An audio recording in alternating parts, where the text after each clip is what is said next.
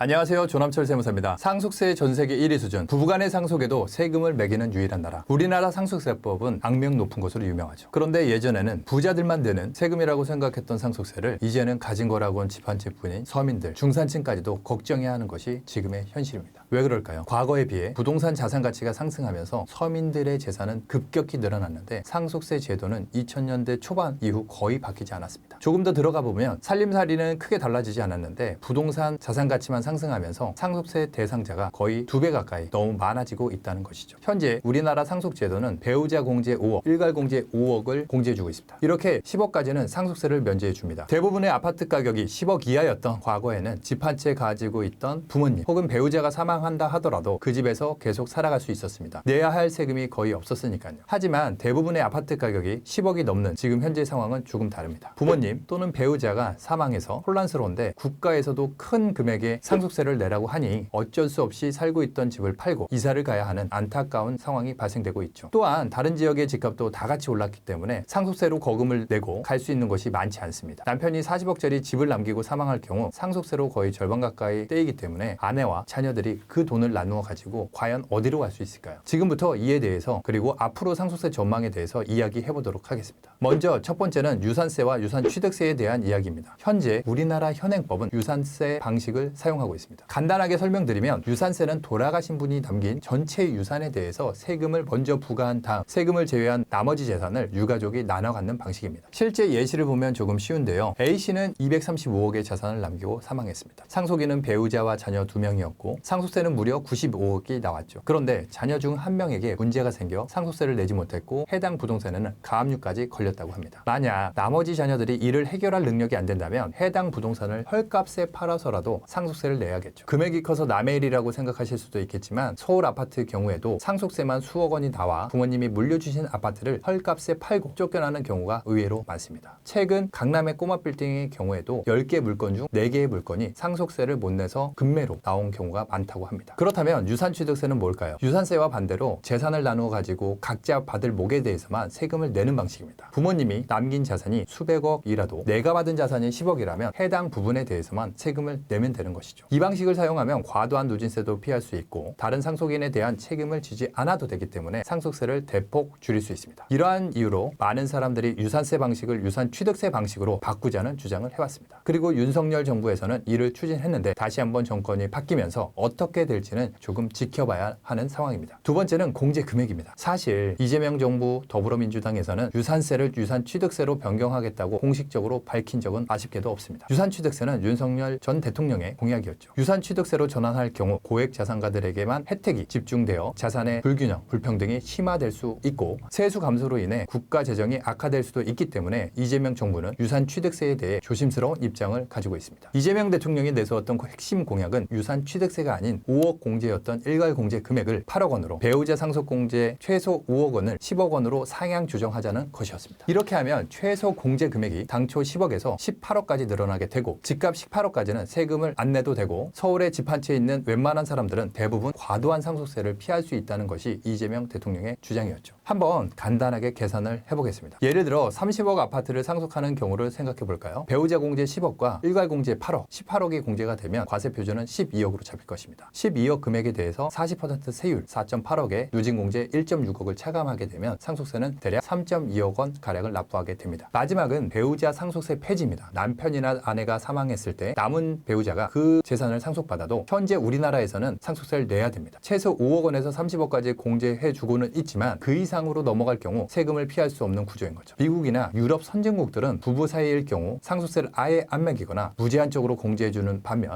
우리나라에서만 유일하게 부부 사이에서도 세금을 매기고 있습니다. 부부는 경제 공동체이고 같은 세대로서 함께 노력을 해서 재산을 읽었는데 세금을 매긴다는 것이 말이 안 되지 않나요? 하지만 대부분의 전문가들이 이 부분에 대해서 동의를 하고 있습니다. 특별히 반대할 논리가 없고 대부분의 선진국에서도 이 부분을 적용하고 있기 때문에 그렇습니다. 앞으로 개편될 확률이 매우 높은 부분으로 보셔도 될 것 같습니다. 대한민국 국민들이 가진 자산 중에 무려 80%가 부동산입니다. 그리고 대부분이 주택이죠. 평범한 서민들이 살고 있는 집을 제외하면 가진 것이 거의 없다는 뜻입니다. 상속세의 본래 목적은 부의 대물림, 일부 계층의 자산이 계속 몰릴 수 있는 현상을 막고 사회 전체의 경제적 불균형을 줄이기 위함인데 목적에 어긋나는 제도는 하루빨리 개편되어야 하지 않을까요? 그럼 다음 주에는 새로운 주제로 찾아뵙도록 하겠습니다. 감사합니다.